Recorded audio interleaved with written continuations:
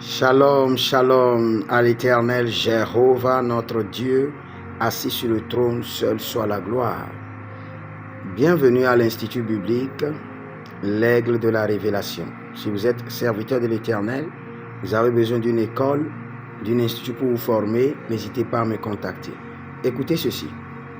Il est vrai que le Seigneur a donné différents types de ministères à différentes personnes et différents types d'opérations et différents types d'activités à chacun de ses serviteurs. C'est vrai, d'autres sont appelés prophètes, d'autres sont établis apôtres, oui, d'autres sont appelés évangélistes, docteurs et pasteurs, et d'autres sont dans les opérations de la guérison, de la délivrance, du prophétique.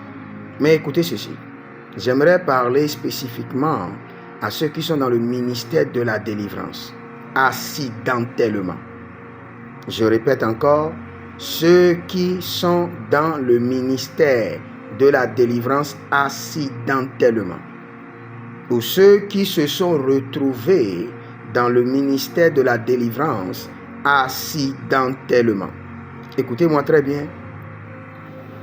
Regardez les ministres de Dieu qui sont dans la délivrance.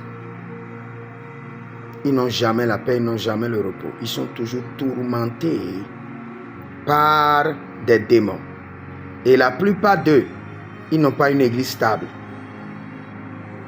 Observez. La plupart d'eux n'ont pas une vie stable, une famille stable, une église stable. Donc si vous n'êtes pas appelé dans la délivrance, fuyez maintenant. Car les batailles dans ce domaine sont étranges et sont pour toujours. De génération en génération, les démons ne manqueront pas de vous tourmenter, de tourmenter vos enfants, les enfants de vos enfants. Parce que vous les avez tourmentés, surtout la reine des eaux, le royaume des eaux. Donc si vous êtes dans la délivrance accidentellement, démissionnez, focalisez-vous sur l'évangile, prêchez l'évangile et laissez le Seigneur faire le reste. Sinon, vous aurez des batailles que vous ne pourriez jamais contrôler.